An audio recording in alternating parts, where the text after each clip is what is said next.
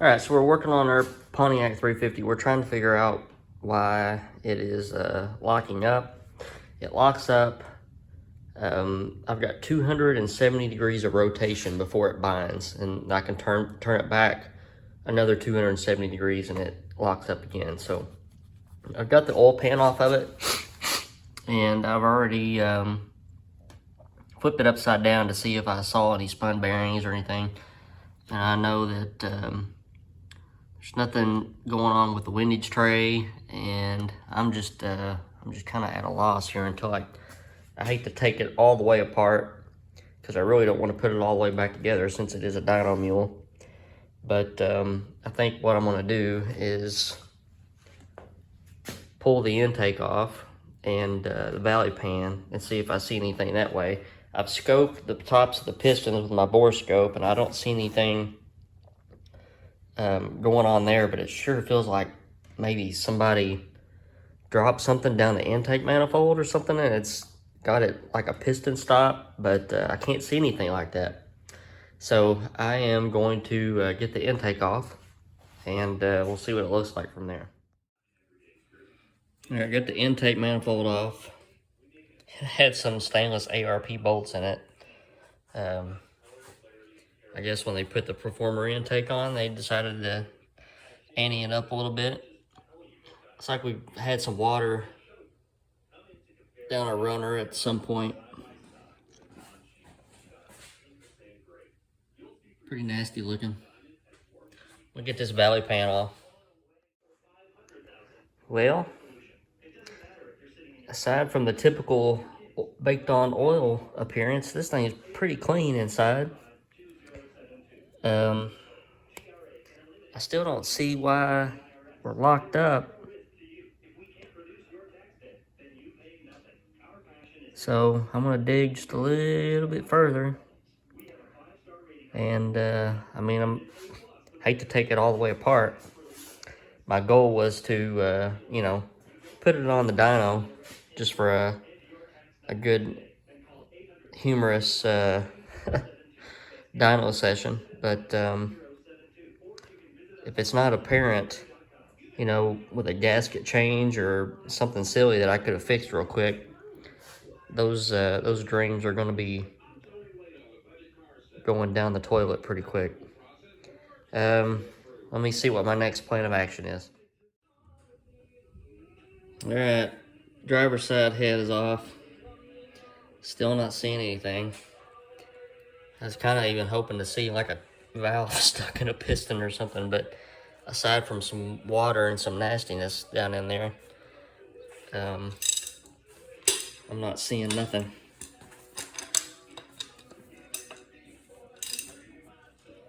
It locks up right there every single time. All right, I guess I'll pull the other head off. All right, figured it out. There was a tremendous amount of trash, and there's a nice something down in there that's blocking the piston from coming up. So these guys sold this as a running core. It's very obvious that it was not running.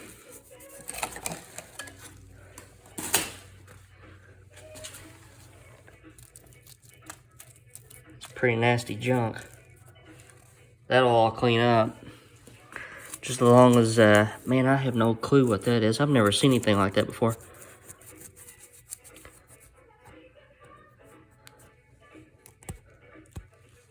Alright, let me take a closer look at this and see what that is. Well, I got it freed up, and it'll roll over, but I sure ain't putting it back together. So this is the way it's going to be. I like how it's got the reliefs for the big valves, so that'll make that nice and easy for me, because it's going to get some big valves. But I guess I'll tear it the rest of the way down. Got a lifter valley full of parts.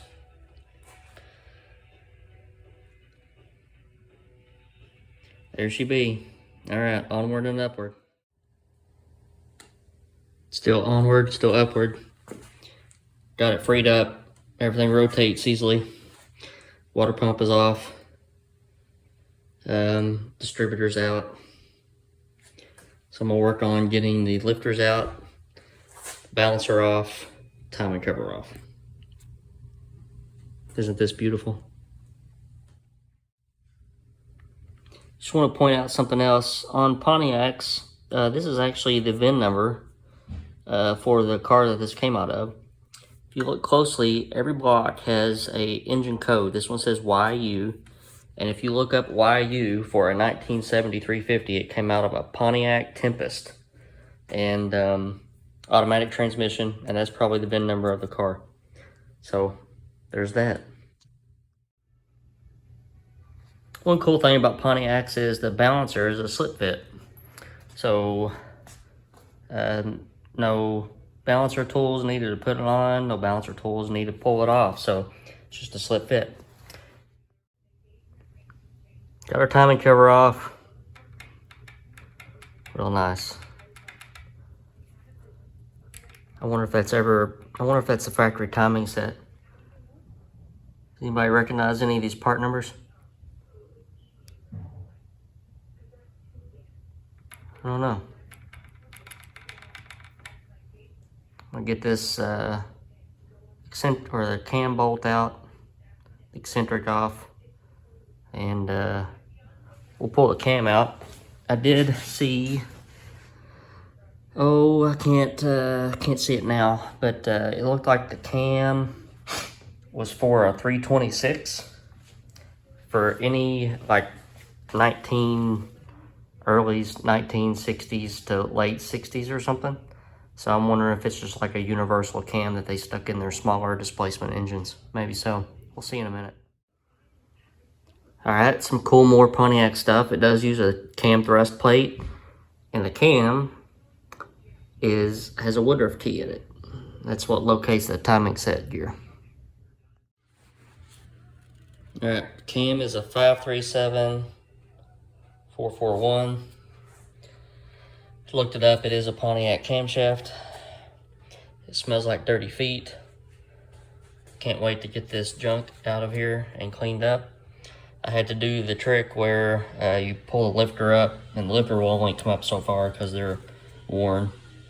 But pull the lifters up, slide the cam out, now knock the lifters out through the bottom. This is another tray of Pontiac cams, oiling holes in the journals. Alright, onward we go. So here's the rod bearings out of number 2 rod journal. Or number 2 rod. These things look great for, I can't tell if it's a 10, if this crank has been ground, or if this is the original factory bearing. I don't see any, 010 or 020 or whatever on them. But man, they look good. Alright, I'm going to get the rest of these rods and pistons out. So we are down to bare block, minus cam bearings and freeze plugs, but that's about it. Still got the factory rope seal in it. The main bearings looked excellent. And I can't find any indication that it was rebuilt. I guess I need to measure the bore size and see if it's been bored, but other than that, it looks all standard. If it wasn't for all that rust in the cylinder, this thing would have run like a top. A worn out top, I guess. But we'll get the block off to my machinist, and if I get motivated, I'll get these heads knocked apart so that they can be baked and tumbled as well. But this is where we're going to end for this weekend. And I've got a lot of cleaning up to do, and a lot of thinking about which direction I want to head with it. There is the factory crank. It's a 375 stroke, same as a 400. And it turns out that I have a 400 crank that's already been ground, and the rod journals have been taken down to a big block Chevrolet size, which is a, I think it's a 50 under Pontiac. So if you grind the factory journals down 50 thousandths, you end up with a big block Chevy rod journal. So I'll most likely use that. That crank right there will get shelved, And that's it. All right, guys. Thanks for watching another video, and I'll have more stuff for you next week. The 363 will continue to be assembled. Should have heads in a few days, and we'll get those checked out and the engine put together. But for now, have a good weekend. Talk to you later.